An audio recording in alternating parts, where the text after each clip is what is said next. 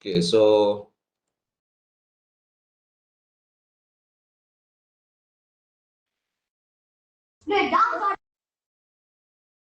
alright.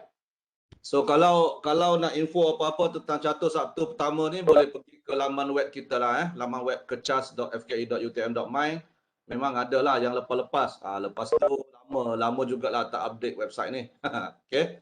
Cuma nak bagi tahu kenapa saya buat kelas petang ni, bukanlah kelas mata-mata, dia bukan kelas, tapi niat kami semua dulu masa kita buat catur Sabtu pertama, bagi mereka yang belum biasa lah memang kita selepas game tu kita nak buat analisis game. Tak santai lah Sebab kadang-kadang saya dapati kita ni kalau main chess, kita nak main je kan. Especially kalau pelajar-pelajar junior lah asal boleh main je kan. Tapi kadang-kadang kita lupa teori-teori yang paling asas lah dalam catur. Okay?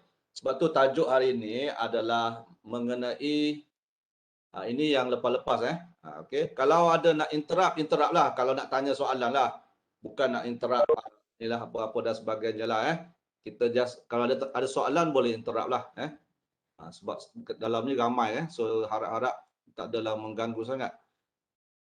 Okey, apa yang saya nak cerita ini adalah mengenai ni ada buku dia lah Dalam chess dia ada The Art of Planning in Chess, The Art of Logical Thinking. Ini semua buku yang famous jugalah buku yang famous juga. Kalau ada cikgu-cikgu kat sini, ibu bapa kat sini, dia boleh cari buku-buku macam ni. Sebab apa? Sebab bila main catur, kita tak boleh, kalau boleh kita kena prepare lah. We have to prepare. Sebab apa? Kalau kita tak prepare, mungkin lawan kita lebih bersedia daripada kita. Bila lawan bersedia daripada kita, so kita mungkin akan hadapi masalah lah bila bermain sebenarnya lah okay. So dalam ni saya tak pasti ada yang beginner, ada yang intermediate, ada yang mungkin dah expert daripada tadi.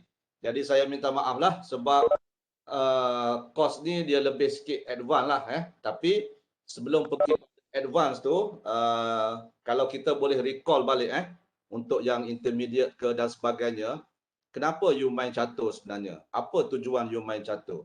Dan kalau you faham konsep-konsep dalam catur contohnya kalau sekarang kita musim COVID-19 kita tahu SOP dia apa? Kena pakai mask kena sentiasa bersih, kena basuh, sanitize dan sebagainya.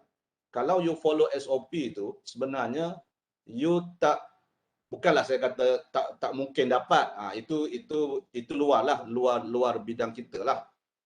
Mungkin bila kita dah ikut SOP sebenarnya, mungkin agak sukarlah kita dijangkiti oleh COVID-19 kalau kita ikut SOP.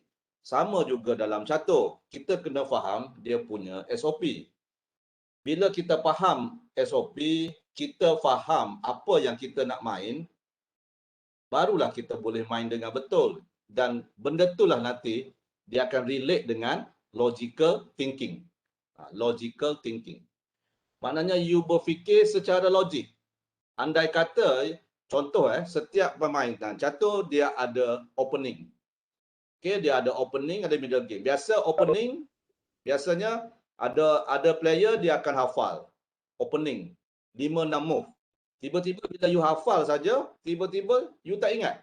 Katalah you tak ingat ataupun saya ada ya okey. So lepas saya dah hafal, tiba-tiba lawan saya bermain catur tu dengan orang kata apa? Move yang kita tak prepare. Jadi bila move yang kita tak prepare, opening yang kita tak prepare kan? Itulah sebenarnya kita kena masuk balik semula kepada logical thinking. Maksudnya kita berfikir secara logik lah. Contoh secara logik, contohnya. Kalau you faham tentang nilai buah catur, itu je, simple je, nilai buah catur. Logiknya apabila you bermain, ini cerita pasal logik Saya follow pada buku ni sebenarnya, buku logic thinking ni. Ada dua lah. Ini adalah planning. Okay? Saya fokus logic thinking dululah. Kalau ada masa lagi, mungkin akan datang catur satu pertama, saya akan teruskan je perkongsian macam ni. Saya kongsi saja. Masuk tak masuk tu itu nombor dua. Tapi saya nak kongsi je. Tak apalah. Okay, so now bila you faham secara langsung, secara tak langsung, okay, katalah logiknya pawn satu mata, queen 9 mata. Now fikir balik you punya logik. Takkanlah you nak tukar pawn dengan queen. Contohnya kalau you ada queen, logiknya you tak akan tukar dengan pawn. Okay. Kuda 3 mata. Queen 9 mata. Logiknya kalau awak ada queen, awak tak akan makan kuda. Tak makan bagi percuma queen tu tukar dengan kuda. Itulah logik. Jadi sekarang ni apa yang saya nak bentuk sekarang ni supaya bila awak main, tadi pun biasalah bila saya tengok game tadi macam seolah macam especially bawah 12 tahun lah especially bawah 12 tahun ni dia cepat sangat nak move. Dia cepat sangat nak move ini sebenarnya kena avoid. Habit macam ni kena avoid. Jika awak diberi masa 20 minit, 20 minit tu adalah lama sebenarnya. Malah kalau you main 5 minit sekalipun, agak lama 5 minit. Bukanlah nak gerak saja tanpa berfikir. Tak. Jadi sebab tu awak kena masuk kepada logik tadi. Jadi saya akan cerita sikit apa sebenarnya yang kita fokus bila main catur lah. Ini untuk mungkin yang agak-agak beginner lah. Selepas pada tu, saya nak ambil satu game saja untuk saya cerita untuk hari ini. Dan cukuplah. Akan datang kalau ada masa, kita cerita lagi. Akan datang ada masa, kita cerita lagi. Sebab kadang-kadang kita kena buka buku juga sebenarnya. Kadang-kadang walaupun kita ada software, kita ada sebagainya, banyak buku-buku catur di pasaran ni, especially orang luar lah, yang bila saya baca, dia sangat membantu sebenarnya dalam kita memahami catur. Okay? Sebab zaman dulu kena ingat, adik-adik ni kena ingat dulu, okay, zaman-zaman dulu kami ni tak ada software, tak ada lichess ke, tak ada engine ke dan sebagainya, tak ada. Zaman dulu kami bergantung kepada buku. Okay? Jadi buku yang ada di pasaran ni sebenarnya banyak sebenarnya idea yang telah diberi oleh penulis lah mengikut game Grandmaster dan sebagainya. Okay? Alright. Okay. The first idea adalah ini ni saya cerita dalam 15 minit je. Saya tak nak membazir masa dekat sini. Saya nak fokus pada game lah. Okay, tapi sebelum saya pergi pada game tu, saya nak you faham dulu siapa-siapa yang baru main catur dan sebagainya, yang beginner, you kena faham dulu bahawa prinsip yang pertama sebagai beginner, awak perlu tahu untuk bermain catur dengan kawalan petak tengah ataupun you control the center of the board. Control center of the board adalah yang kawasan tengah. Tadi saya ada perhati jugalah dalam game tadi kan, ada yang gerak A4, H4, pawn tepi, ada yang gerak pawn saja dan sebagainya. Okay? Jadi sekarang ni kita tengok SOP. Kita follow SOP sekarang. You tak hafal ke? You tak hafal opening tak apa. You tak hafal opening tak apa. Tapi masa main, kalaulah you as a beginner tak tahu nak mula macam mana, kan? Katalah macam mana nak main catur, kan?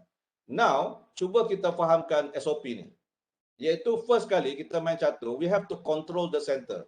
Jadi, bila kita kata control the center, maksudnya kita fokus kepada penumpuan dekat petak-petak tengah ni.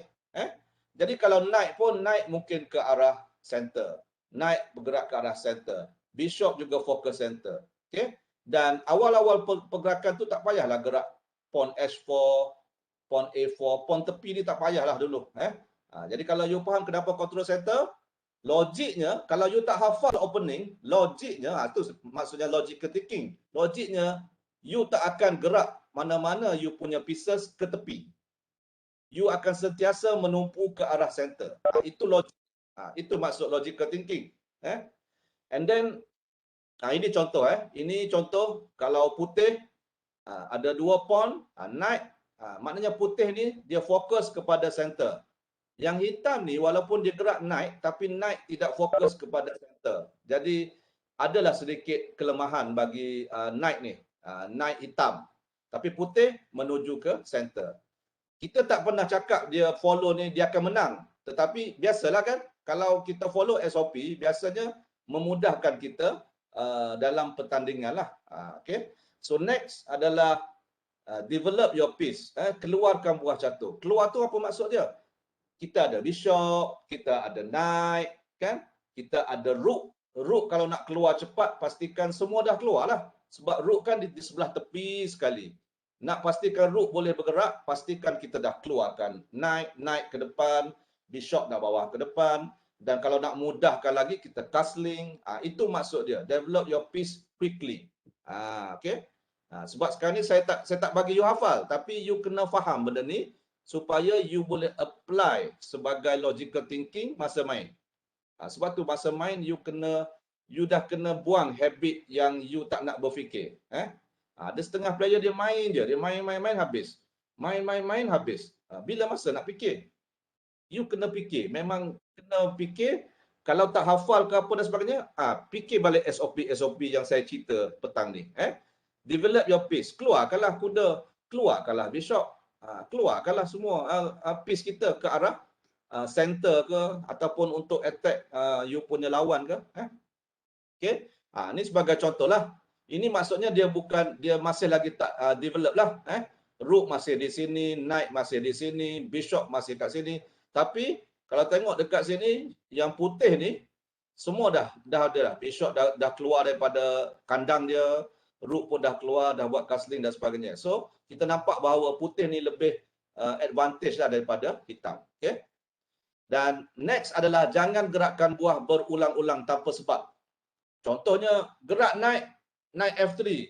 Tiba-tiba bosan-bosan, patah balik naik G1.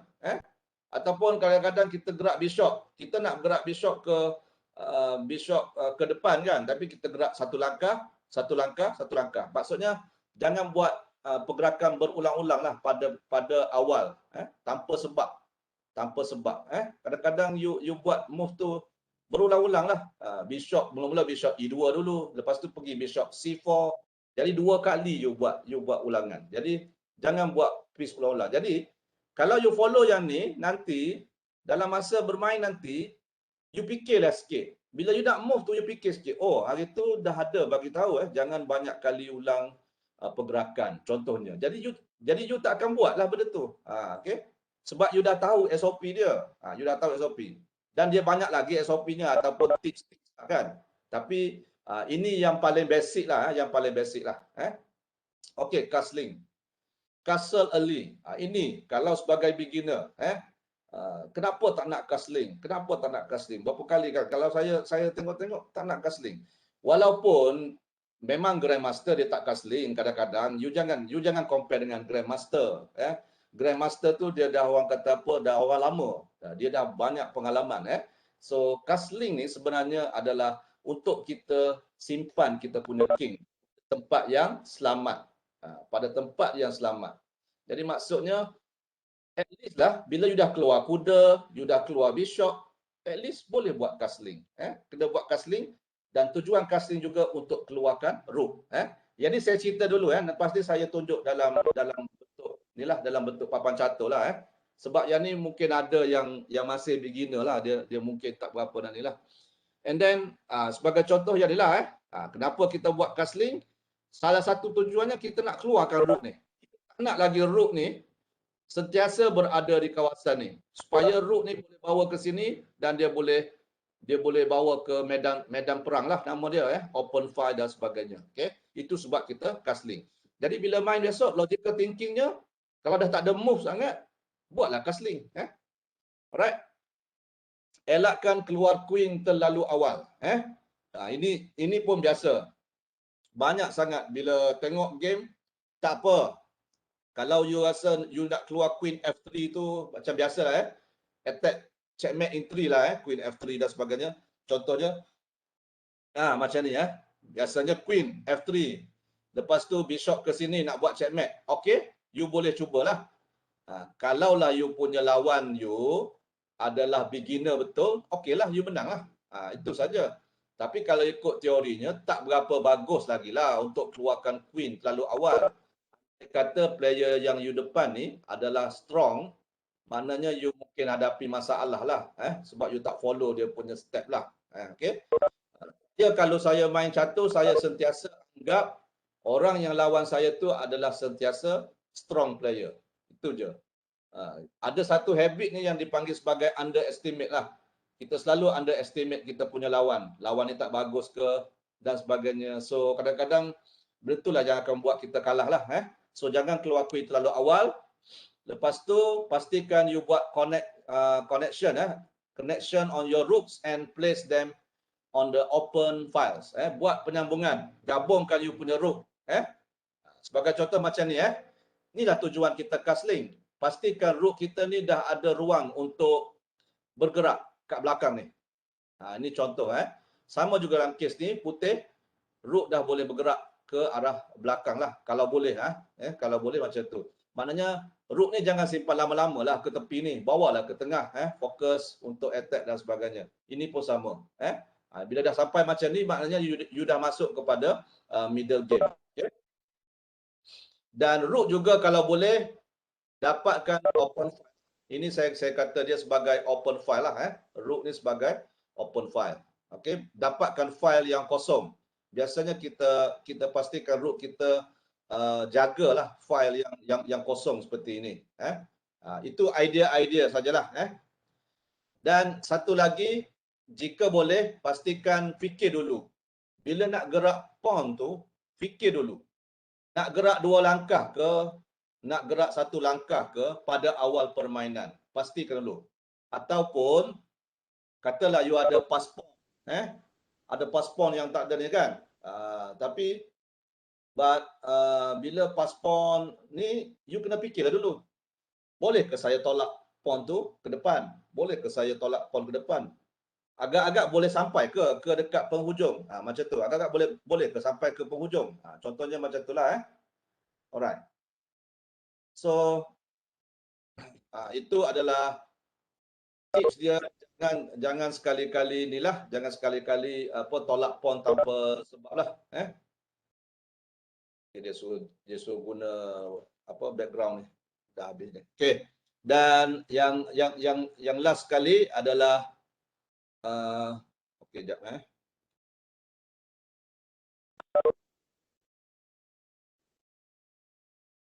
Okey, yang last sekali adalah improve ataupun exchange your worst piece. Dia macam ni. Kalau kata kita punya move kan dah tak ada sangat move, kadang-kadang kita boleh tengoklah mana-mana contohnya macam ada bishop ke knight ke yang kita rasa macam buat apalah lekat sini lama-lama kan. Cubalah buat something, improve. Tolakkan ke depan, develop dia ataupun kita exchange. Kalau ada piece yang tak bagus tu kita just exchange saja. Okey? Okey. So mungkin you boleh inilah. You boleh fikir sekejap apa the best move untuk putih. Kalau dalam kes yang ni. You boleh fikir sekejap. Kalau siapa nak jawab pun boleh sebenarnya. Okey, contoh kata C4. Okey. Maknanya C4 tu sebenarnya because of rook pin dengan king. Okey. So dah ada jawab C4. Maknanya so kalau ini maksud saya macam ni. Bila kita main catur, kita ada satu masa tu yang kadang-kadang kita ada time trouble ke dan sebagainya kan. Sebab tu penting you tahu pattern dia supaya you tak membazirkan masa. Bila you dah tahu ada macam pin ini dan sebagainya, you dah tahu dah kalau you move sini, naik makan sini, you terus dapat makan naik tu, maknanya you wasting your time. Sebab tu catur ni dia memang masih you kena ada jugalah untuk latihan. So yang ni you tanya diri sendiri lah. Kalau tadi kalau you tak nampak move C4 lebih dalam masa 10 saat masih lagi tak nampak C4 tadi So maknanya maknanya you masih lagi belum tahulah taktikal dan strategi lah. Sebab ini kadang-kadang ada masa kita main tu, move dia sangat obvious. Senang je. Senang saja. Itu maksud saya. Itu dia ini you kena check diri you sendirilah. Sebab tu kalau you buat puzzle banyak-banyak, dia akan membantulah. This one, ada siapa nak jawab? You tulis kat chat pun tak apa, tak ada masalah. What is the best move? Contohnya. What is the best move? Kalau siapa boleh jawab dalam berapa saat? Berapa saat ni? 5 saat dah, 6 saat. H2. Tidak saya. Sebab kita bergantung pada logik. Logik dan pattern kita lah. Pattern yang kita dah belajar pada taktik dan strategi. Okey? Sebab tu kalau you faham je benda ni, dia akan cepat. Dia akan cepatlah. Okey, Chong Jing kata bishop kali D4. Okey. Ada yang kata H2. Alright. Okey, tak apa. Okey, bila bishop makan D4 ni, memang logik dia, memang kita dah tahu dah. Okey, ini maksud saya, kalau you dah tahu benda-benda macam ni contohnya rook ni dia pin dekat king ke ataupun dia pin dekat queen ke, whatever, you dah ada satu step yang cepat that you kena fokus dekat situ. Macam ni kan, kalau kita tak perlu lagi nak fokus dekat sini, tepi-tepi ni. Kita terus cari fokus dekat kawasan king ni. Logiknya, bila kita nak solve problem, kita main catur sebenarnya, logiknya apabila rook kita dah ada kat sini, queen dekat sini, first kita boleh kata queen H2 pun boleh buat checkmate dan sebagainya kan. Jadi kita fikir logik. Oh, queen H2 boleh buat checkmate. Itu logik dia. Itu logik dia. Tapi queen H2 tak boleh buat checkmate sebab ada bishop. Now, kita kena musnahkan bishop ni. Macam mana kita nak musnahkan bishop? Dengan cepat. Dengan cepat. Bukanlah dengan lambat kan. Sebab kita nak main cepat, kita nak thinking. Jadi, kalau kita move bishop kali D4, kita sebenarnya membuka laluan untuk rook makan bishop. Itu contoh dia.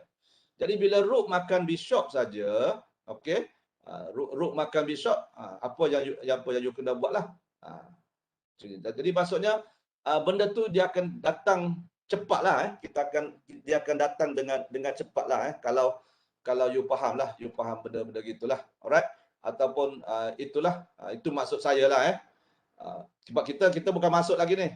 Jadi awak buat penilaian kendiri lah bila awak solve problem tu biasanya berapa lama. Ada orang dia tak kisah berapa lama, tapi bila you dah masuk kepada tournament besar-besar, it's very penting lah, bagi saya penting yang you kena tahu that kalau pattern macam ni, logiknya macam ni. Kalau pattern macam ni, logiknya macam ni. Itu maksud saya. Jadi tak adalah nanti bila you main catur, masuk je pertandingan, masuk. Lepas tu tolak situ, tolak sini. Kuda makan pawn. Bishop makan pawn. Queen makan kuda. Jadi benda tu, you masih lagi tak berapa ni lah. Tak berapa nak buat logic thinking lah. Sebab you main hentam saja. Itu tak boleh lah. Itu tak boleh. Itu nilai-nilai buah catur tu, saya rasa saya tak payah cerita lah. Nilai buah catur tu dah tahulah semua. 9 markah, 5 markah dan sebagainya. Nilai tu pun adalah logik macam mana you nak fikir dengan betul. Kalau nilai tu pun you tak boleh nak fikir dan you main makan je, you menghentam saja, memang you kena buat banyak lagi latihan untuk catur. Itu saja idea dia. Okay.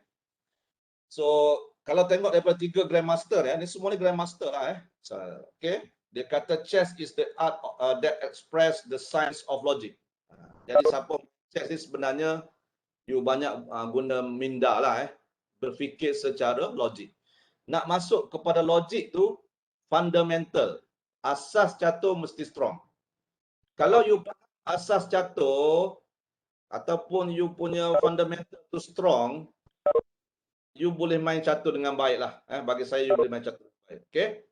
Dan ada Grandmaster kata juga, the D and E pawns are the only ones to be moved in the early part of the game. Ingat, ini Grandmaster bagi tahu, bukan saya bagi tahu. Grandmaster kata kalau boleh 2 pawn saja awal main.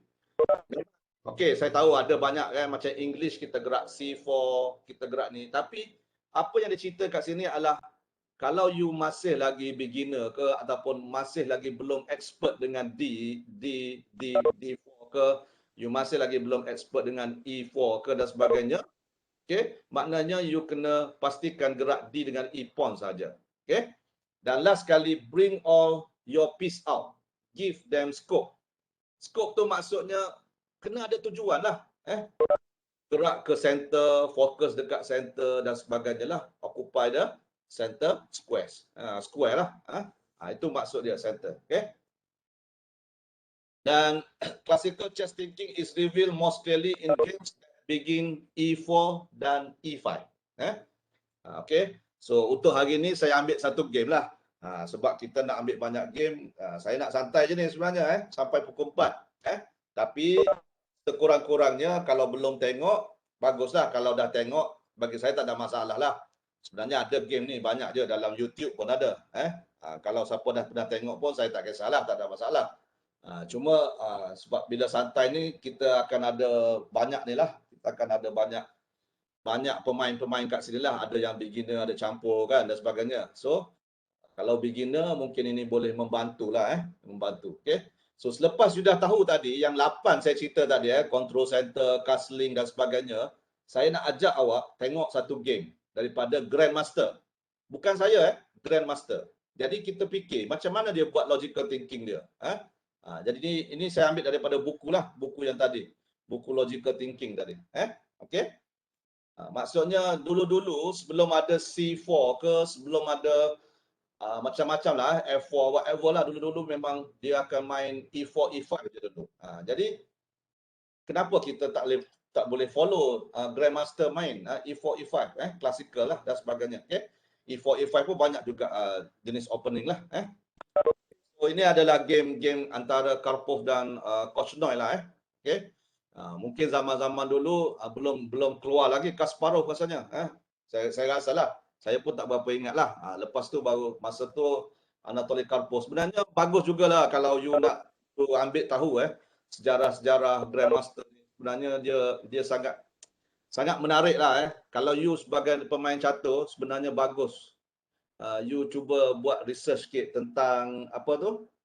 Tentang ni lah sejarah-sejarah catur, sejarah-sejarah Grandmaster. Sebab apa? Dia akan lebih dekat dengan you. Kalau you seorang pemain bola kan, takkan you tak tahu siapa dia juara dunia, pasukan juara dunia, siapa pemain bola, you mesti tahu. Kalau you tak tahu, makna minat tu belum datang lagi lah. Belum ada dalam jiwa you lagi. Kalau pemain-pemain Grandmaster catur pun you tak tahu, you tak nak ambil tahu, maknanya ada something wrong lagi lah dengan you punya jiwa catur. Itu betul. Itu betul lah. Itu bagi saya betul lah. Sebab dulu-dulu pun saya memang tak berapa nak ambil tahu. Tapi bila saya dah ambil tahu ni, baru saya cuba tingkatkan permainan saya dengan melihat game-game Grandmaster ni lah. Itu maksud saya lah. Okay. So, saya masuk kepada ni lah. Sekejap alright. Okay. So, kita tengok teruslah dekat sini. Ini apa ni? Okay. Saya tengok. Okay. So kita tengok terus pada Lichess untuk hari ni. Dah 35 minit ni Okay. Saya cerita saja. Kalau ada soalan, you just faham. Kalau tak ada soalan, maknanya you cuba fahamlah apa yang dia orang main, apa yang saya relate balik tadi dengan logical thinking tadi. Sebab apa? Sebab kita tak nak, saya tak nak you main sekadar main. Ini maksud saya lah masa kita buat satu pertama dulu kan. Ada player beginner kan, dia cari coach ke dan sebagainya. Jadi kita bagi yalah kami ni pun staff-staff ni pun main catur pun peringkat universiti je. Tak adalah level-level tinggi pun sebenarnya kan. Jadi kita bolehlah berkongsi, kita boleh berkongsi apa yang kita ada lah, kita yang tahu. Okey, kalau kita tengok daripada ini kita start dulu dengan game E4. E4 ni biasa. Ramai main E4. Ramai sangat main E4 Dan you get ready lah kalau siapa nak main MSSJ ke sekolah dan sebagainya, ramai main E4 lah. Okay, main E4. Tapi sekarang ni bukan cerita pasal opening. Kita cerita pasal how the Grandmaster ni dia buat thinking lah Dan kita nak tengok sama tak apa yang tips, 88 tips tadi tu yang Grandmaster tu follow. Contohnya macam itulah. So E4 of course ini biasa dan Coach Noi dia akan jawab E5. Ini biasalah. E4, E5. Apa tujuan dia? Simple saja. Okay. Prinsip nombor 2 tadi dia kata apa? You have to develop your piece. Okay. Nak develop your piece apa? Knight ni dia boleh lompat. Yang tak boleh lompat ni bishop. Bishop tak boleh lompat. Jadi logiknya mestilah awak kena main supaya boleh keluarkan bishop. Itu logiknya. Itu logik dia. Kalau tak cerita logik tu, itulah logiknya. Kalau tak pandai main catur pun sebenarnya, logiknya, dalam main catur, saya kena keluarkan bishop. Saya kena keluarkan saya punya piece. Keluarkan saya punya, get out saya punya piece. Jadi, logiknya nak keluarkan bishop ni, mestilah kena buka E4. Okay? Logiknya nak keluarkan bishop ni, mestilah kena keluarkan D4. Logiknya. Ada tak orang kata logiknya nak keluar bishop ni? Okey, logiknya nak keluar rook. Boleh, tak ada masalah, saya boleh terima. Tapi bila you keluar rook saja, you kena ikut pula logik yang tadi tu. Dalam catur prinsip dia mesti castling. Mesti castling. Tadi ada kan dalam prinsip tadi mesti castling. So, kalau saya gerak rook ni awal-awal, saya tak boleh castling. Kalau saya gerak rook ni awal-awal, saya tak boleh castling. Jadi saya dah menyalahi prinsip. Saya dah menyalahi SOP. Gitu. Kalau you salah SOP tu, biasalah kan, tak pakai topeng ke whatever, kita mudah untuk terdedah lah. Kalau COVID dan sebagainya. Kalau catur pun sama. You tak ikut SOP, logiknya akan terdedah. Cepatlah untuk lawan kita membuat serangan ke, buat kita kalah ke dan sebagainya. So itulah logik nama dia. Okay. So itulah logik dia tadi yang kita kena keluarkan bishop. Ini pun sama. Hitam pun dia ada masa untuk keluar bishop. Dan pada masa sama queen juga boleh keluar, queen juga boleh keluar. Sebab itulah logiknya tadi, bukalah pawn antara E dan juga D. Iaitu ada seorang Grandmaster kata tadi kan. Bukalah pawn E dan juga D untuk permulaan. Itu Grandmaster kata bukan saya kata, bukan Nasrul kata Okay. So Grandmaster. Alright. So maknanya bila you dah buat tu E4 E5 dan biasanya ini yang biasa kita keluar knight F3. Knight F3. Siapa yang dah tahu dia tahu. Tapi siapa yang tak tahu sebelum ni asyik duk main queen F3, duk main macam-macam lah ada saya tengok B4 pun ada, A4. Dia macam awal-awal kan. Dia macam lost. Okay, dia macam lost. Sekarang lah masa yang you kena fokus balik. Logic thinking tu you kena strong. Okay. Kalau knight F3, okay, katalah you tak tahulah pasal knight F3. Okay. Logiknya sekarang ni, kalau dalam prinsip catur, saya kena keluarkan piece saya. Nak keluarkan rook, tak boleh. Logik. Saya boleh keluarkan kuda. Logik. Boleh lah kan nak keluarkan piece. Saya juga boleh keluarkan bishop. Jadi logiknya maknanya sama ada you gerak kuda ataupun bishop. Dan balik semula kepada tadi, queen tak boleh. Ada satu pantang larang. Queen kalau boleh jangan keluar terlalu awal. Itu pantang larang dia. Bila pantang larang dia, you tak buat. Jadi you fokus pada logik, you tak tahu opening pun untuk beginner awal-awal ni kan, you tak hafal, you masih boleh main catur dengan baik. Lepas tu logiknya kan, tengok kalau tak nak gerak kuda, tak apa. Apa logiknya? Nak gerak bishop. Nak bishop kat mana? Sini. Boleh, tak ada masalah. Tapi relate balik dengan logiknya tadi, mungkin, kalau boleh kita control center. Now, logiknya adalah control center. Itu maksud saya yang kita fikir secara logik. Bila kita dah tahu fundamental dia. Itulah logik dia. Sebab you tak payah hafal pun, you akan datang sendiri benda tu bila you faham logik dia. Ataupun kadang-kadang nak pergi bishop sini. Logik, betul ke ni? Betul ke ni? masuk ke pula yang tadi tu, jangan gerak buah berkali-kali. Jangan gerak buah berkali-kali. Okey, logiknya tak boleh berkali-kali sebab kalau saya gerak bishop sini, macam mana pawn saya ni nak naik? Jadi saya terpaksalah gerak pula bishop saya undur lagi. Lepas tu baru saya boleh gerak pawn. Itu maksud dia, jangan buat pergerakan berulang-ulang. Jadi you akan rugi tempo dia. Rugi tempo. Itu maksud yang tadilah. Jadi semua yang saya cerita tadi ni, you faham the fundamental, you apply dalam you punya game, insya-Allah lah memang akan ni lah.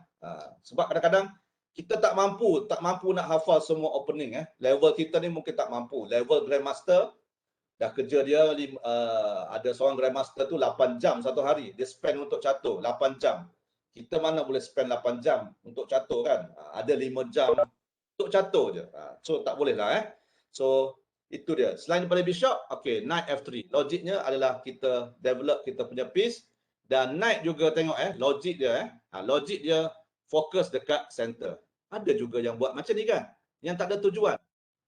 Bila awak buat S3 tu, awak tak faham tadi. Awak tak faham tentang SOP tadi. Awak takkan faham. Jadi maknanya bila awak buat benda ni lagi, cuba tanya diri sendiri. Saya punya fundamental ni masih lemah kot. Masih lemah. Okay? Sebab you buat knight F3. Buat apa?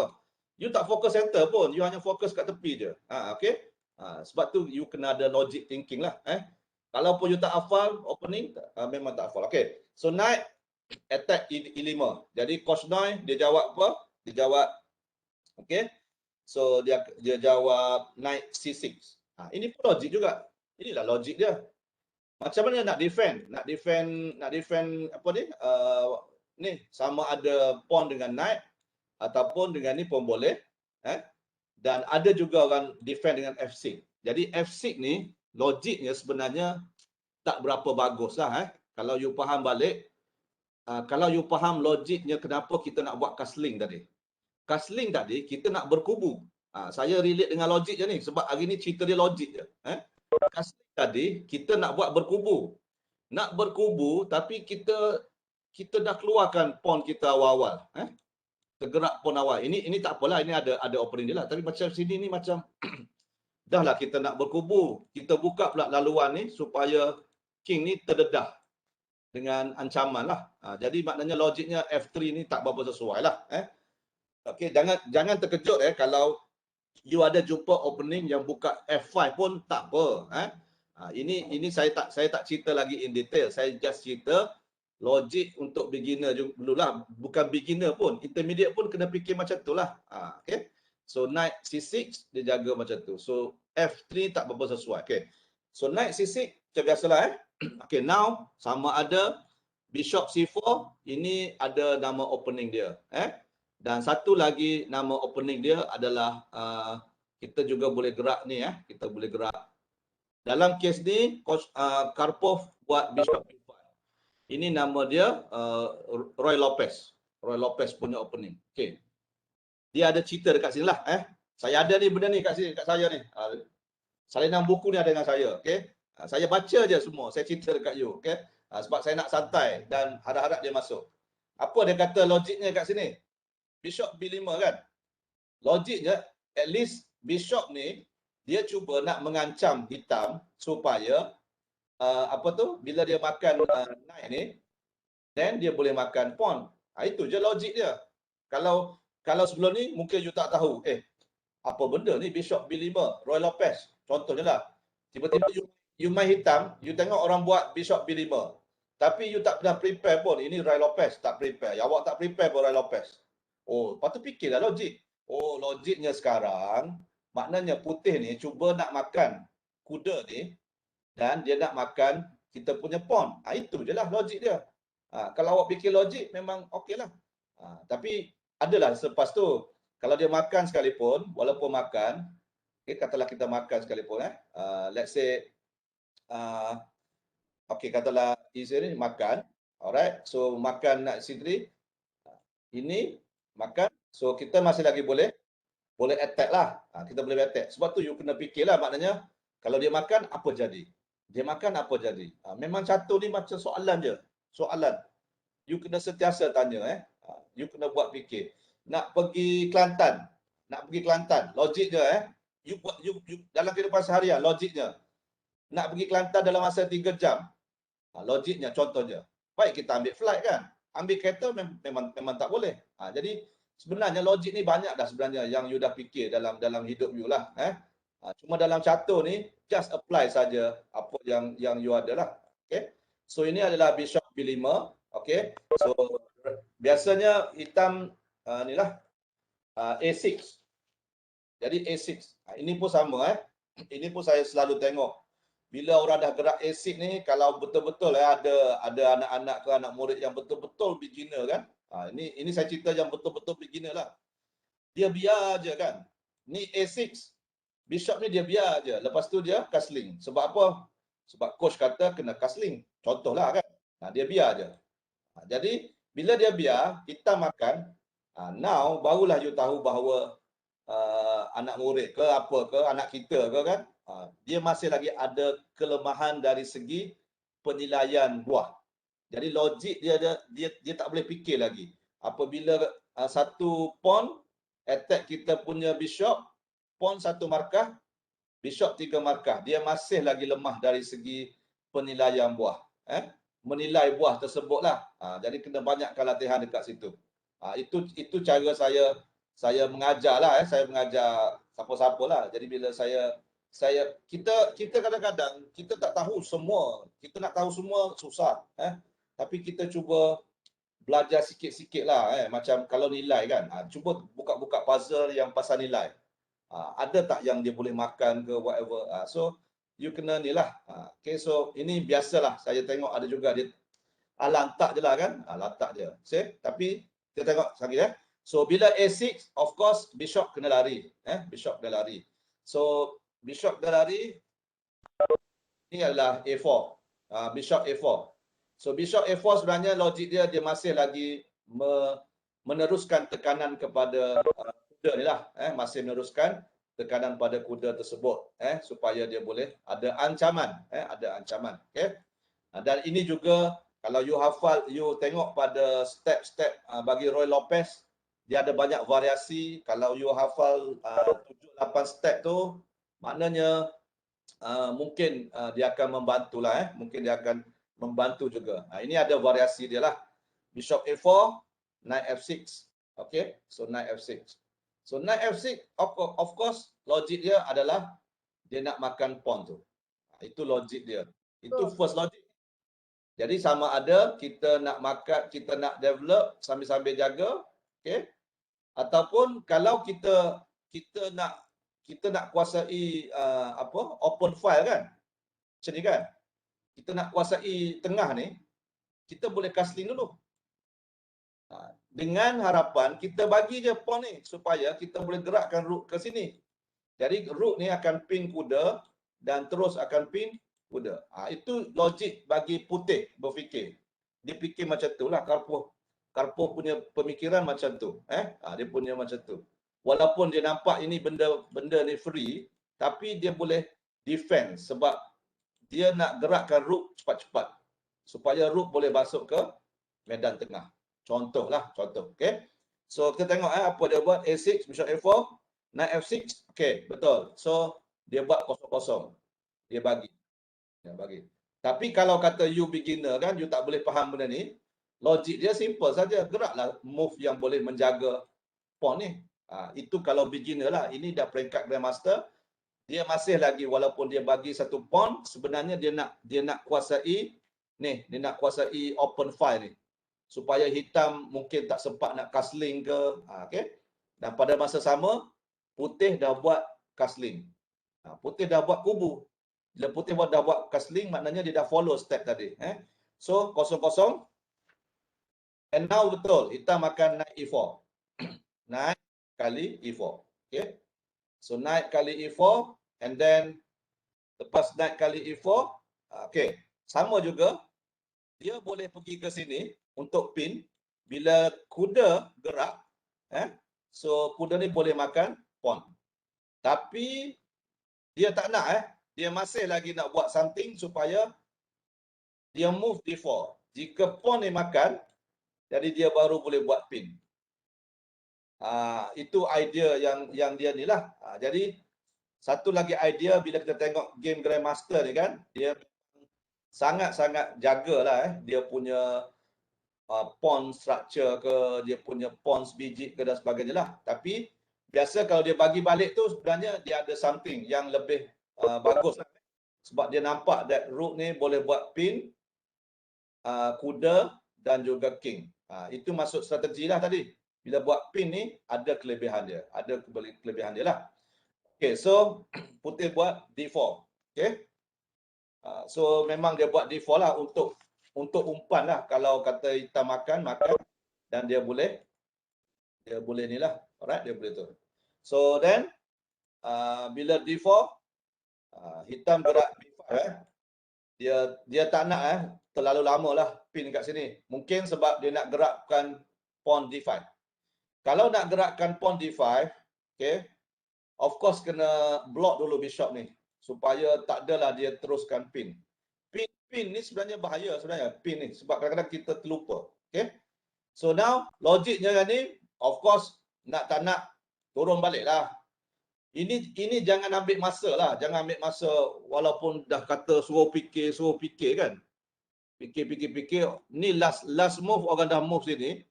Kena lari ke sini lah. Tak payahlah fikir sangat kan. Ambil masa 5 minit ke kan. Memang kena lari dah. Tak ada cara dah. You kena lari dah bishop B3. And now hitam gerak D5.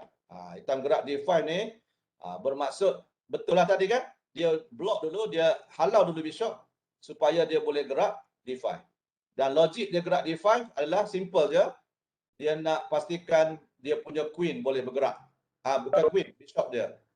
Ini pun dah ready dah. Tengok. Awal-awal game semua get ready dia punya piece. Kalau awak perasan dekat sini bila awak main, kalau masih lagi ada game-game yang lambatnya lah kita nak develop kita punya piece kan.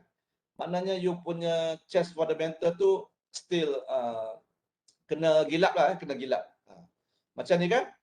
Ni putih pun dah ready dah, banyak. Kuda tak apa, dia boleh lompat. Jadi dua-dua tu dah guna konsep dia lah. Dia dah guna konsep dia. Okay?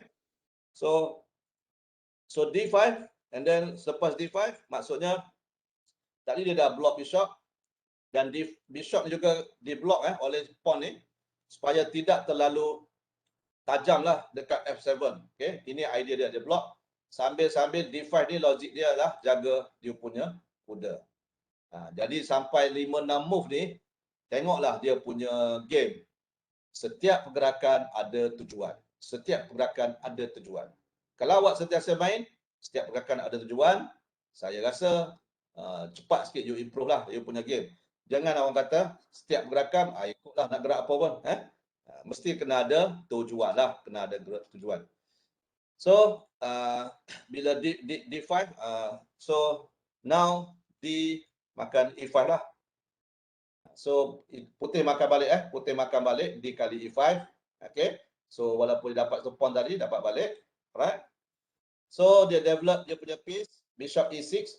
Ini develop lah. Maksudnya, keluarkan piece. Sambil-sambil bishop ni jaga. Okay. Sebab tu tadi dia tak block. Saya tidak tengok. Kejap. Screen, Cikgu. Sudah tengok? Sudah. Belum tengok. Ada siapa tak nampak ke skrin ni? Nampak kan? Kalau tak nampak skrin tu mungkin internet problem kot. Saya tak tahulah.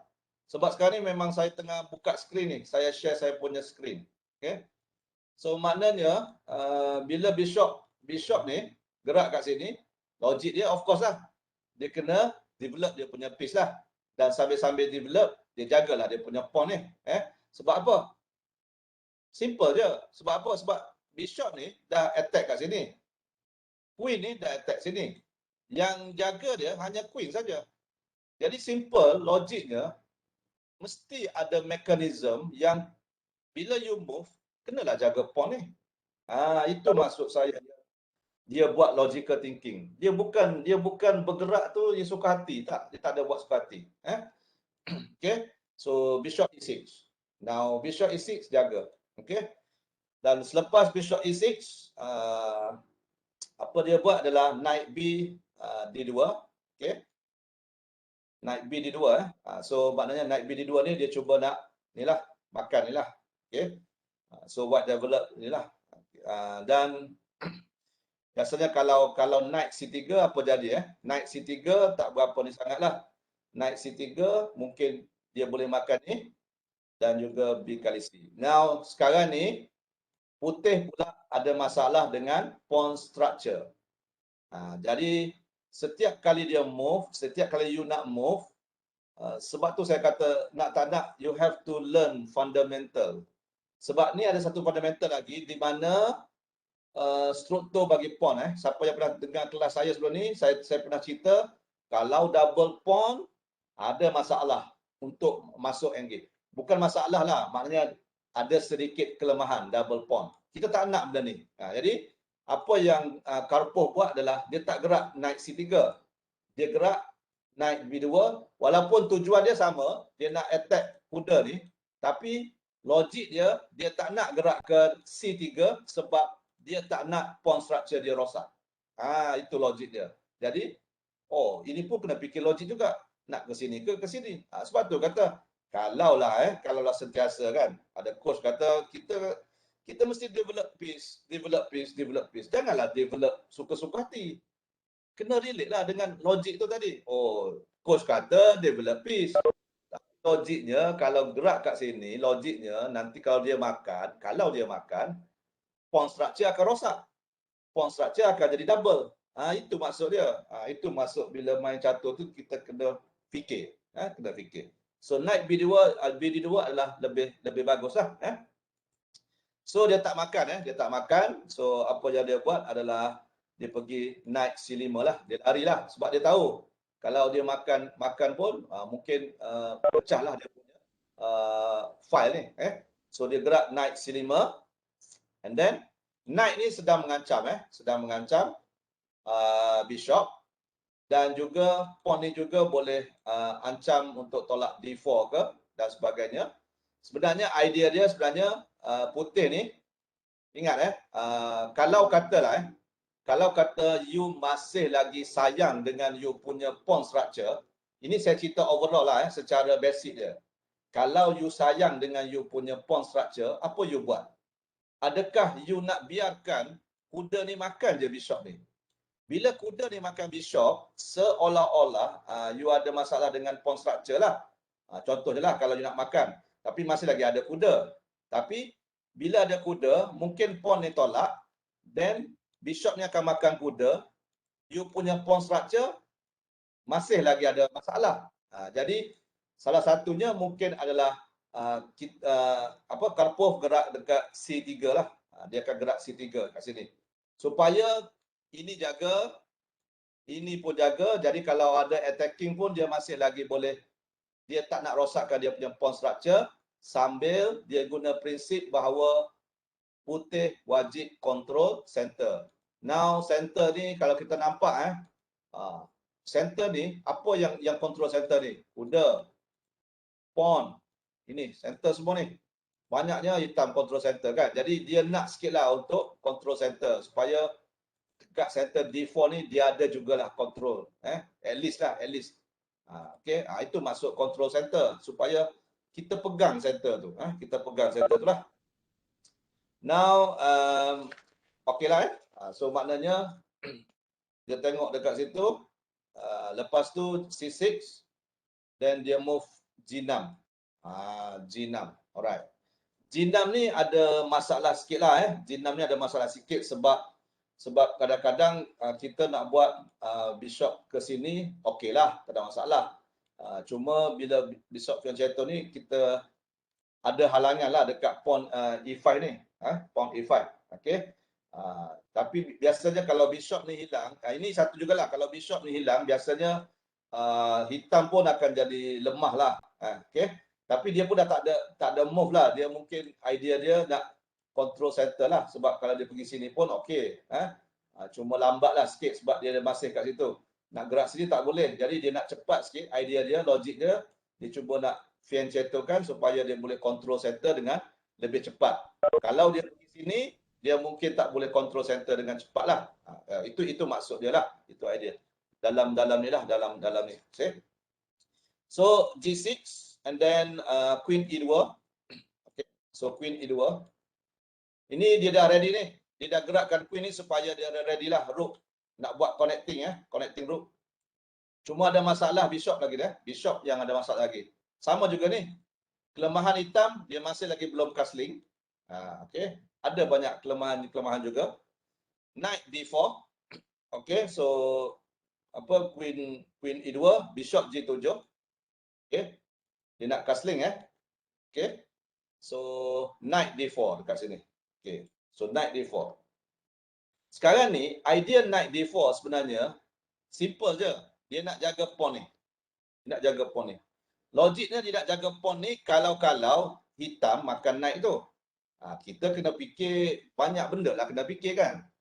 Itu satu logik dia. Sebab kalau ni makan pawn structure jadi cantik sikit lah. Itu satu. Tapi logik juga kalau kita tengok balik bila knight pergi sini, knight ni boleh makan kan? Knight tu boleh makan. Tetapi ada tetapi dia. Karpov kata kat sini, dia kata dia nampak bahawa king ni macam tu. Dalam bentuk orang kata dia boleh buka file, dia boleh open file. Dia boleh open file dan dia boleh support dengan dia punya rook. Jadi idea dia nak attack king, Dia nak attack king. Jadi dia nampaklah kalau knight makan pawn sekalipun tak ada masalah sebab dia kata kita mungkin boleh attack dia melalui open file macam tu.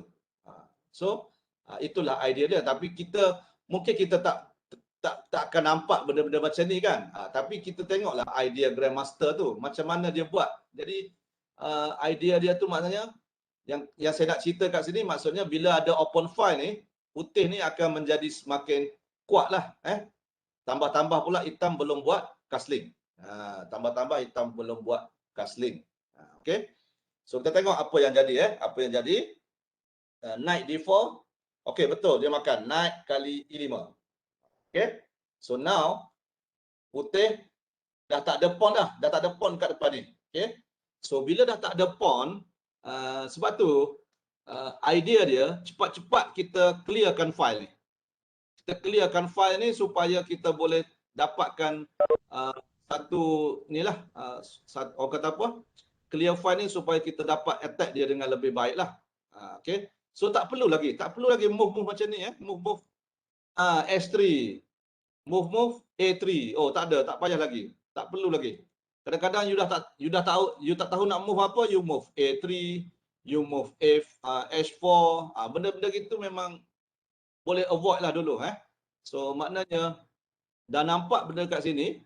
So apa yang Karpov buat adalah dia terus pergi pada F4. Okey? Dia pergi pada F4. Okey. Now you akan tanya saya, mana boleh dah castling ni? Kenapa nak gerak F4? Terbuka lah pula kan? Okey. You kata terbuka. Sekarang ni terbuka dekat sini, logik dia siapa yang nak attack you? Itu je. Kalau bishop dah kat sini, biasanya bishop yang attack kat sini. Kan? Tapi kalau bishop dah dekat D7, logik dia memang adalah tak ada bahaya sangat. Okey. So maknanya logik dia kalau buka pun sebenarnya tak ada bahayalah. Sebab bishop kat sini.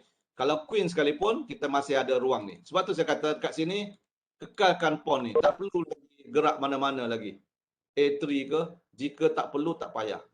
So itu maksud dia. Dan F4 ni sebenarnya dia nak pecahkan center. Nak pecahkan center. So bila F4, knight mesti larilah. Mesti larilah kan. Kalau you main hitam, dia larilah. Okey, knight pergi C4. Knight pergi C4. So knight pergi C4 pula. Supaya ini kan strong kan. Dua pawn ni. Okey, dua pawn. Alright. So bila dua pawn saja, knight pergi C4. Okey. Apa yang putih buat? Dia terus tolak F5. Sebab apa? Knight ni kalau kita makan pun masih lagi strong lah untuk hitam. Boleh je makan. Ataupun kalau dia makan kita punya knight, logik dia, kita boleh makan dengan bishop sambil-sambil kita develop kita punya piece. Okay? Tapi dalam keadaan ni, kita nak buka dia supaya dia tak sempat nak castling. Tak sempat nak castling lah, supaya tempat dia tu terbuka lah. Sebab advantage dia kalau hitam tak sempat castling, putih ni betul-betul dah buat attack dekat dia lah. Sebab you kena fikir belakang-belakang sikit lah, bukan fikir satu step, dua step je. You kena fikir jugalah akan datang lah. So banyaklah. Idea dia mudah je. Idea dia nak open file semua ni. Dia nak open file supaya dia boleh buat attack king dengan cepat. Itu baru first idea lah. Dia tak boleh nak terus attack kan. Kena supply lah. Kena supply dengan ni. Okay. So apa yang hitam makan adalah knight kali ni apa, pawn makan F5 dan knight of course makan F5. Okay. Dia attack pula dekat ni dan sekali lagi queen pin bishop. So bishop tak boleh makan knight. Jadi ada masa tengok-tengoklah teori-teori pin ni. Memang teori-teori pin, puzzle punya pin ni sangat-sangat membantulah. Pin ni sebenarnya sakit sebenarnya untuk hitam. Bila pin ni kita tak boleh nak gerak buah ni. Tak boleh gerak sebab kalau kita gerak kita diancam. Itu je kalau kena pin. Okay. So knight sekarang ni attack pada bishop. So agak-agak dalam masa condition ni hitam nak castling ke? Dah lah tak ada pawn dah dekat sini. Okay. So jadi susah lah untuk dia nak castling. Okay. Jadi putih punya inisiatif ni dia nak hancurkan hitam ataupun dia nak ambil advantage lah supaya hitam tak buat castling lah. Contohnya lah. Okay. Now hitam jaga dia punya bishop. Okay. Dia jaga punya bishop lah. Dia jaga punya bishop. Okay. Dia naik rook dia G8. Okay, sekarang ni sekarang ni ada satu tadi yang nombor 8 tadi. Ingat tak? Ingat tak saya kata nombor 8 tadi dia kata apa? Improve you punya piece. Improve you punya piece ataupun buatlah something move yang orang kata kalaulah piece tu dah macam worse sangat kan? Worse sangat, buatlah satu move yang at least you exchange. Inilah maksud saya. Nampak tak apa yang worse sekarang ni? Yang worse sekarang ni yang tak bergerak ni bishop ni. Bishop ni dihalang oleh kuda. Bishop ni dihalang oleh kuda. Okey? Bishop ni sepatutnya kontrol ni tapi ada kuda ni. Ini dia kata bila you dah ni, okey, you dah tak tahu nak buat apa, you makan je lah kuda ni. Sebab kita nak gerak bishop ni, Kalau gerak bishop ni pula, kalau kuda ni still ada kat sini, kuda ni ancam pawn B2. Contoh. Itulah yang nombor 8 tadi dia kata, dah tak ada cara ni, tak payahlah gerak naik sini. Kalau gerak naik sini, matilah awak punya naik ni belum mati lagi lah. Tapi you punya serangan ni sudah jadi block lah dengan you punya naik ni. Tapi kalau nak cepat, clearkan saja buah tu. Sebab buah tu dah macam tak ada apa bukan. You clear saja. Okay, now naik kali C4 ni ada dua cara lah. Sama ada nak makan dengan B ataupun nak makan dengan D. Mana satu? Jadi Kosnoy fikir bahawa dia nak buka file ni supaya queen dia boleh aktif. Itu cara dia fikir. Kalau you makan sebelah sini, sebenarnya you nak aktifkan you punya rook ke sini. Okey? Tapi sebab dah nampak putih ni dah attack sangat dekat sini, jadi seolah-olah macam dia pun kata, okeylah aku makan sebelah sini. Supaya aku dapat battle jugalah. Kita boleh dapat battle juga satu line. Jadi setiap move tu dia battle. Dia battle. Tengok sampai 13 move. Mana ada bagi piece free? Tak ada. Tak pernah bagi piece free pun. Bagi pawn tu semua tu umpan-umpan je. Jadi kalau awak main dalam 5-8 step tu tiba-tiba aku dah tak ada satu kuda. Kenapa? Aku dah tak ada satu bishop. Itu kena balik tanya sendiri balik. Apa yang aku main chess ni sebenarnya? Sebab tu kena tahu benda gini kan. Barulah lama-lama you akan improve. Kalau tak, you memang tak akan improve lah. Asyik duk main tournament, nanti tak improve. Okay? Now, bila pawn makan ni, kita dah nampak dah. Okay, nak makan. Okay? So, of course lah. kena lari lah. Ini kena lari lah, tak boleh buat apa dah. Sebab tu, ni dulu-dulu kalau main Bliss kat, kalau cepat macam ni, saya dah tak fikir dah. Saya fikir bahawa saya kena lari dah Bishop. Sebab saya tak akan bagi pawn dengan Bishop ni. Saya lari lah. So larilah. Dia berlarilah Bishop C2. Cukuplah C2 sambil-sambil jaga kuda. Dan jangan sekali-kali Bishop pergi ke sini pula. Tak boleh sebab you dah halangkan connecting rook tadi. Rook bergabung. Jadi game ni sebenarnya cerita habis yang tadi. Yang 8 prinsip tadi. Kalau you patah balik 8 prinsip tadi, game ni memang semua ada. Semua ada. Itu level-level Grandmaster. Anatoly Karpov. Karpov. Okay. Bishop C2. Okay, now hitam pergi naik D3. Hitam nampak macam strong sangat. Dia punya ni. Bishop ni jaga dan sebagainya. Dia cuba buat naik D3 lah. Naik D3. Dia tutup balik. Dia tutup. Sebab apa? Sebab Bishop ni kan tengah ni. Jadi dia tutup ni dengan harapan dia boleh makan pawn ni. Dan dia boleh, ingat bila you dah dapat pawn macam ni, terus cepat-cepat supply dengan satu pawn ni supaya dia jadi satu rangkai pawn yang baik. Kalau you main lah dapat gain macam ni kan, contohlah. Alright. Tapi naik D3. So apa yang dia buat adalah naik D3 Bishop H6. Now barulah dia boleh gerak ni. Sebab tadi ada kuda. Kuda tadi tak ada benda macam kau ni buat apa kat sini kan? Tukar je lah. Tukar. Itu maksud tukar dengan benda worse lah tadi. So, Bishop F6. Sebab apa? Sebab dia ada satu lagi prinsip dalam catur ni. Kalau Bishop fianchetto dekat sini walaupun ini adalah bukan posisi King Indian dan sebagainya, the best yang kita boleh main logiknya adalah kita tukar Bishop yang hitam ni, Bishop hitam yang tapak hitam ni dengan kita punya Bishop putih tapak hitam juga. Dua ni kena tukar. Dia tak sesuai kalau Bishop ni dah mati tapi Bishop hitam ni masih ada. Itu tak sesuai.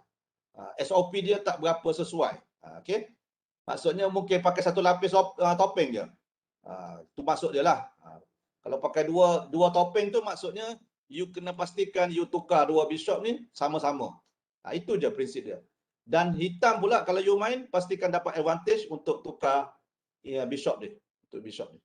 Okay. So now Bishop F6 adalah untuk tukar lah. Itulah idea dia. Okay. Now dia tak nak tukar. Dia pergi Bishop F8. Okay. Kosnoi pergi Bishop F8 lah. Alright. Mungkin dia nak suruh putih makan dululah. Sebab kalau dia makan maknanya hitam makan. Fork lagi dekat sini. Dapat lagi itu. Dia tak nak lah. Jadi dia biarkan Dia biarkan putih makan. Kelarilah. Janganlah biar kat sini pula. Biar kat sini memang habislah sebab Bishop makan, rook tak boleh makan. Ada kuda. Okey. Yang tu awak kena buat calculation sendiri lah. Calculation pula lah. Okay, now rook A D1. Rook A D1. Tengok Mana Karpov? Karpov tak main lagi. Karpov dah bawa dah rook dia. Ingat, jangan selalu simpan rook dekat sini lama-lama. Jangan. Bawa dia ke medan perang. So, kat mana? Mungkin dekat sini lebih baiklah. Sebab yang ni dah pin king ni. Tak apa. So, now, tambah lagi satu pin, iaitu rook, pin pula queen. Itu dia. Maksudnya, setiap move ada reason. Ada sebab. Bukan saja-saja move. Bukan saja-saja move. So move ni adalah untuk pin ni supaya dia nak angkat kuda tak boleh. Nak angkat kuda tak boleh. Sebab rook ni akan makan queen lah. So tak boleh makan kuda. Alright. So apa hitam buat adalah queen D5. Okay. So queen D5 ni sebenarnya dia nak fokus ini Okay. Apa tujuan queen D5? Kena tanya pula kan. Ni dia macam ni. Bila orang gerak, awak tanya diri awak. Dia gerak queen D5 apa dia nak buat? Begitu. Kita tanya gitu. So, kalau tengok kat sini, queen D5 ni sharp dia nak attack kat sini. Ni ke sini. Okey, tapi ingat kita masih ada queen.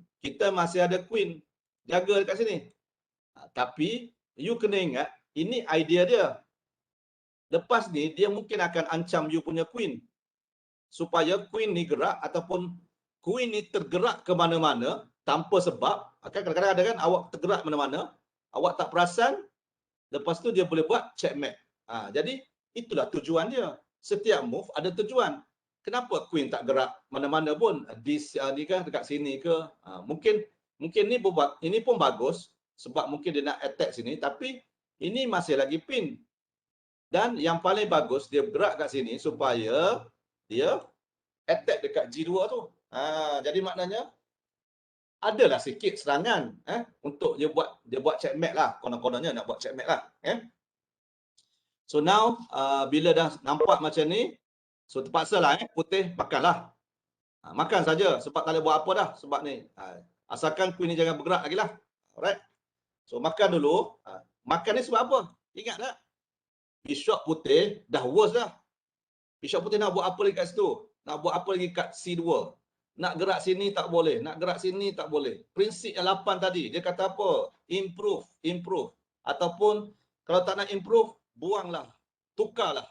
Exchange lah piece yang betul-betul dah worse. Worse ni dah teruk sangat dah. Bishop ni kat sini, lepas tu kuda dekat sini kan. Tak ke awak rasa, Allah, apalah bishop aku buat kat situ kan? So, tukar. Okay, tukar. Itu maksud dia tukar. Okay, so bishop kali D3, then C kali D3, and then after that, rook kali D3. Tengok ni, tak sempat-sempat nak castling. Inilah kata tadi, inilah kalau awak beginner tadi, awak akan realize sangat kenapa orang kata castling. Banyak kali saya pesan ni, castling.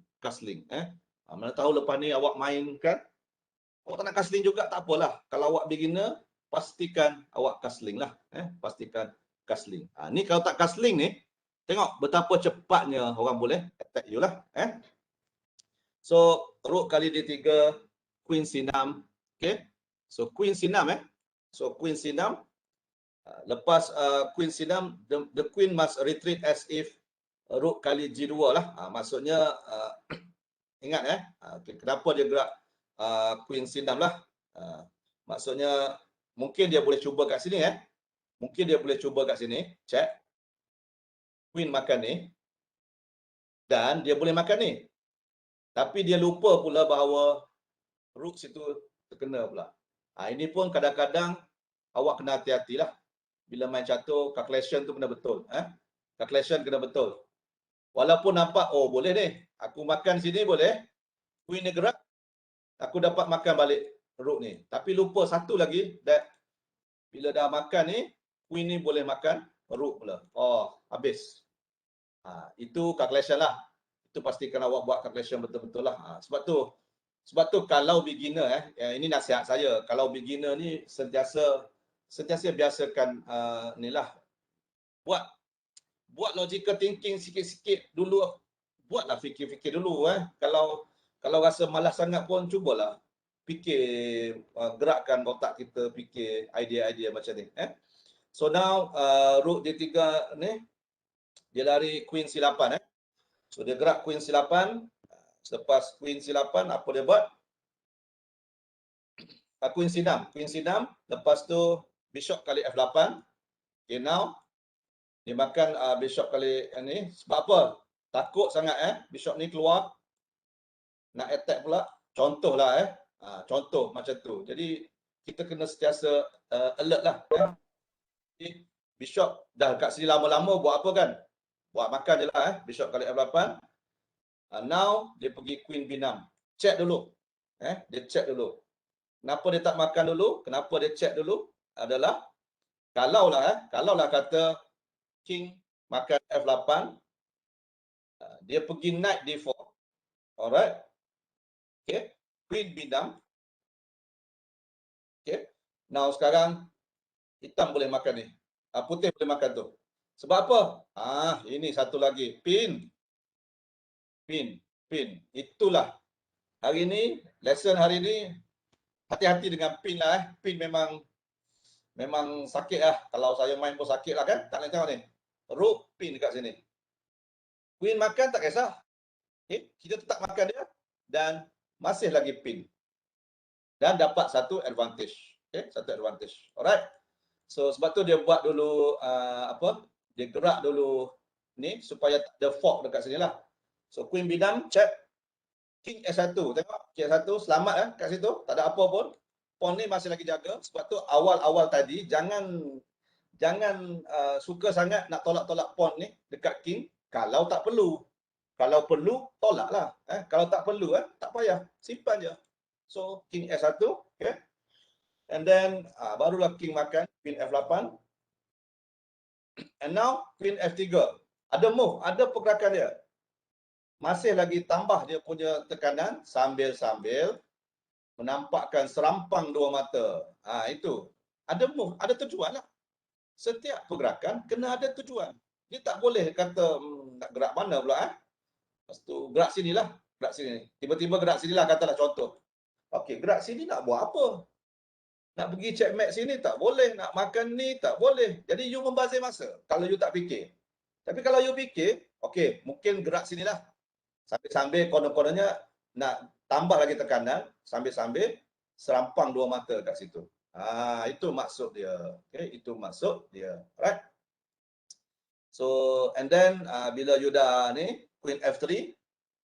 Bila Queen F3, Rook E8 larilah. Rook E8. Yang dari sini Rook makanlah. Ini tak boleh buat apalah Rook E8. Okay. All the black piece are now clustered around their king. Jadi sekarang ni semua, jadi tekanan kita sekarang ni kena fokus dekat sini lah. Bila awak main ni fokus dekat area sini lah. Jangan lagi nak move A3. Tak payah. Jangan move lagi Jangan move tanpa tujuan. Tolak A3 boleh, tapi nak buat apa tolak A3 kan? Bukan ada something dekat sini kan? Contohnya macam tu. Alright. So fokus dekat sini, apa yang kita boleh buat adalah kita boleh attack lah. Sebagai contoh, Rook E8, Knight S6, attack. Attack ni. 1, 2, 3. 1, 2, 3 attack. Yang ni jaga dia 1, 2. Attack lagi dia. Okay. So Knight F6 attack, Rook G7. Okay. Rook G7, and then kalaulah kalau kata ini masuk kepada checkmate pattern. Checkmate pattern ni pattern contohnya ada kuda, ada rook dan sebagainya. Jadi kalau macam ni katalah dia nak halau kuda kat situ. So apa best move yang you boleh buat lah. Apa best move yang you boleh buat? Jadi kita boleh tengok kat situ lah. Kalau kata nak rook G6. Ada orang boleh jawab tak best move dia? Sebab kita tak tahu. Queen Kita tahu dia nak F7. Queen Queen FX 7. ni makan kan? Check. Check. Nak tak nak dia terpaksa makan ni kan? Ya. And then Buka rumah. checkmate kan? Terus checkmate. Cikgu. Ya. Buat balik. Dia. Buat ada queen balik. Okey. Okey. Kalau host pergi G4. G4. Ni. Ya. Tak ada guna. Sebab tu awak kena fikir sekarang ni, target awak sekarang ni adalah target dekat king ni. Kena target. Sebab tu kalau awak begini, macam apa tujuan awak pergi sini? Memanglah awak mungkin mengharap bishop ni lari, kan? Tapi janganlah harap macam tu. Kita tak boleh harapkan lawan kita makan macam ni. Sebab kita jangan lupa, selain dia makan ni, kita ada satu lagi, logiknya, logik lagi saya cerita. Dia boleh makan macam tu. Logik lagi. Itu maksud saya logik tu. Kita kena fikir kat situ. Jadi, sekarang ni, bila tengok balik, ini memang kena ada sikit lah yang you kena belajar pattern lah. Sebab bila ada kuda, ada rook ni, bila ada piece sekeliling tu, sebenarnya dia boleh terus checkmate lah. Kalau siapa tak berapa nampak tu, mungkin tak ni lah. Kadang-kadang kita makan check. Okay? Boleh je you nak makan dengan knight pun tak ada masalah. Kalau makan knight pun masih lagi saya rasa boleh menang lah sebab you dah open ni kan. Tapi kita kadang-kadang kita main ni kita ada peluang untuk buat checkmate. Kenapa kita tak nak buat cepat-cepat? Ada setengah player dia pergi tukar queen banyak-banyak sampai 6 queen, 7 queen. Contoh, silat-silat stalemate. Padahal dia dah belajar bahawa satu queen dengan satu king pun dah boleh buat checkmate. Satu queen, satu king boleh buat checkmate bila you dah tahu kan. Jadi kenapa nak tukar sampai 5-6 queen? Takut-takut nanti masa kalah ke dan sebagainya kan. Macam ni queen makan dan ni so dia boleh buat checkmate. Checkmate lah, tak boleh gerak ni. Ni tak boleh. Ni checkmate. Itu maksud dia. Jadi ini kena fokus kepada checkmate lah. So sebab tu dia gerak dekat sini lah. Dia gerak rook G7. Okay. And then apa lagi hitam buat? Okay. Bila you dah nampak pattern tadi, you dah nampak pattern tadi, ni nak makan tu kan? Dan nak makan tu, lepas tu dengan supply lagi dengan awak punya rook ni. Jadi yang nampak pattern tu adalah jika tak ada bishop ataupun tak ada ni lah. Kita nak makan ni tahu pattern nak makan tu. Tapi tak boleh ada bishop ni kan. Jadi apa yang Karpov buat, dia pergi rook D7 lah. Rook D7. Sebab sambil dia nak ni, sambil kalau bishop ni makan, dia tetaplah, okay, rook D7, bishop makan, dia tetap buat benda sama tadi lah. Dia tetap buat benda yang sama tadi. Check dekat situ, makan. Ini nama dia kita alihkan pandangan lah. Tetap buat checkmate. So itulah pentingnya awak kena belajar lah taktik-taktik ni. Kalau awak tanya saya bagaimana nak improve, memang benda-benda ni lah yang awak kena belajar. Awak kena belajar. Tak ada cara dah kalau nak improve catur cepat. Mungkin boleh dari segi pertandingan banyak boleh. Tapi pertandingan kita ni biasanya kita lepas kita belajar, kita nak apply apa yang kita belajar. Kita masuk pertandingan. Tapi kalau pertandingan pun kita tak apply apa yang kita belajar, sangat susah lah. So rook di 7 kita habiskan nak habis dah ni. Lepas tu rook B8, okay, and then knight F7, okay. So knight F7 mana-mana pun boleh lah sekarang ni, bishop D7, okay. And then knight D8. Habis ya?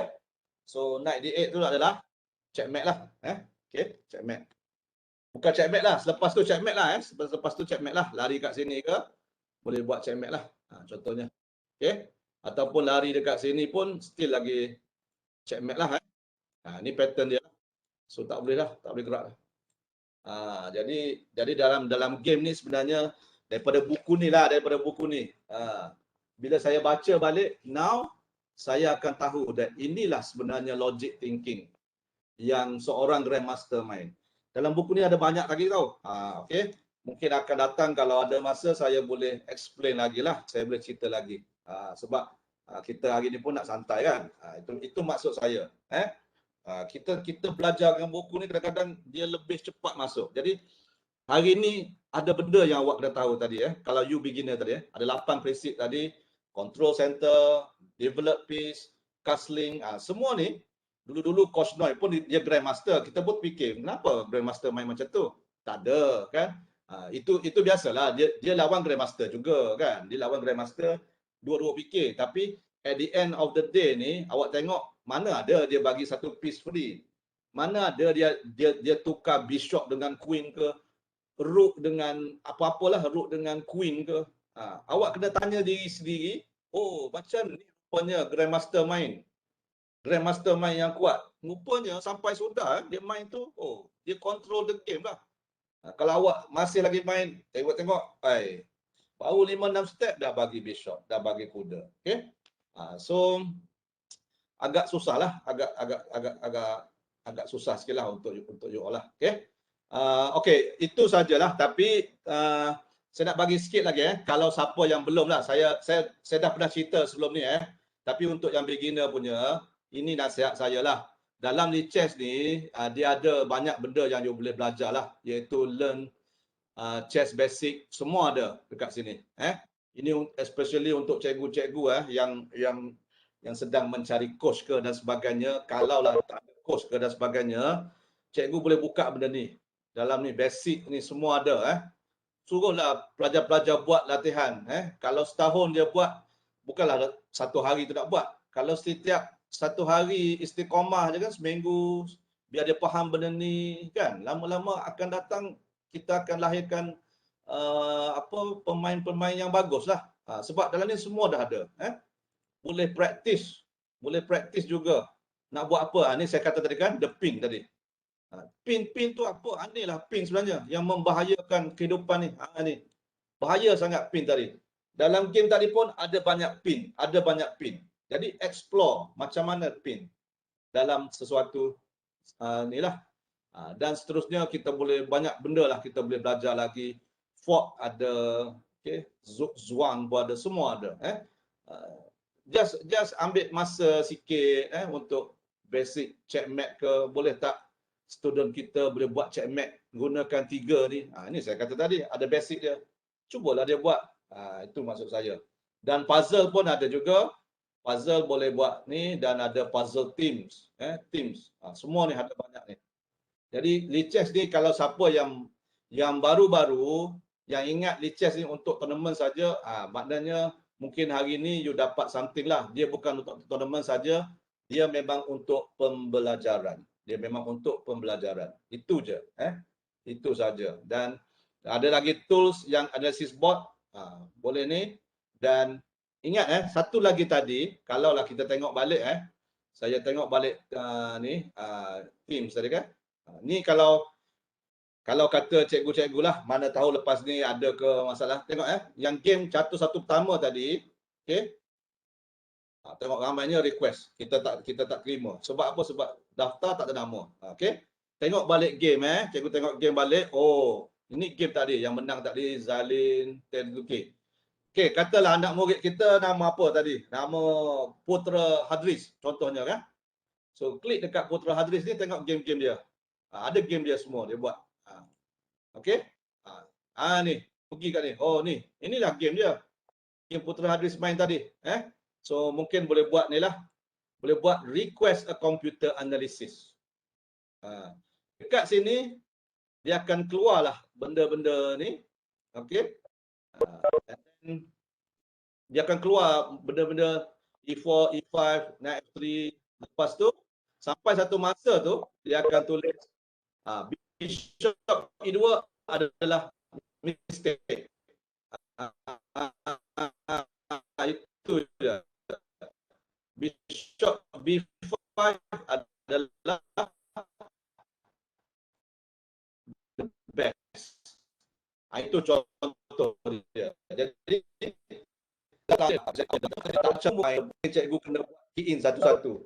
Key in satu kan. Sekarang ni tak payah key in, sejarah-sejarah dan boleh buat analisis lah. Okay. So itu sajalah untuk petang ni. Kalau ada apa-apa soalan bolehlah tanya. Sekejap sebenarnya saya lupa nak bagi link kejap. Saya nak bagi ni.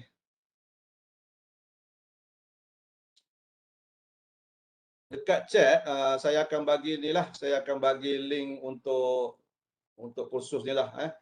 Saya ada buat jugalah CJ sikit untuk ni. Supaya bermanfaat lah juga. Jadi adalah juga dia punya ni. Okey. So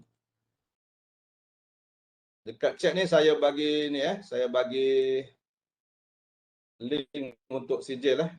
Jadi macam biasalah nanti you isikan form tu, lepas tu nanti dia akan email lah macam yang CJ penyertaan tadi lah. Okey semua So ada apa-apa soal lagi tak? Kalau tak ada, saya minta buka sekejap kamera, saya nak ambil gambar dan kita nak masuk web lah sekejap. Itu je lah, kami ni memang macam ni je. Kita masuk web, kita meriah-meriahkan je. Kita ada web Kelab Catur Staff kan. So inilah aktiviti kelab kami. Boleh tak buka sekejap, tak apa, 40 orang pun tak apa, no problem. Sebab ni memang kita, sebenarnya ramai dah live lah. Saya pun lupa nak bagi tahu tadi. Tak apalah. Okey, saya tunggu sekejap lagi. Kalau ada. Okay.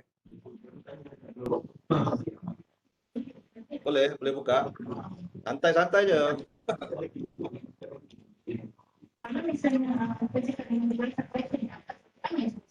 Okeylah, saya ambil gambar. Tapi dah masuk macam buat bagi Indonesia semua. Maksudnya bagi pada dia bukan mesti kita. Okey, jangan. Satu. Maksudnya kita bagi maksudnya kita Next. Tak nak buka kamera tak apalah. Okey. Alright. Okey, so itu sajalah. Ada apa-apa soalan tak? Kalau ada apa-apa soalan boleh tanyalah. Jika dari segi perbincangan tadi ada yang tak berapa faham terms dia ke dan sebagainya boleh tanya. Ada. Kalau tak ada kita mudahkan kita punya dengan tasbih kifarah. Kita boleh bersurai lah. Kalau ada cikgu ke apa nak tanya saya pasal test ke, saya lah. Kalau saya boleh bantu, saya bantu. Kalau saya tak boleh bantu, saya minta maaf lah. Kadang-kadang saya sibuk juga. Okey. Okey ya. So, kalau tak ada apa-apa, terima kasih. Assalamualaikum warahmatullahi wabarakatuh dan salam sejahtera.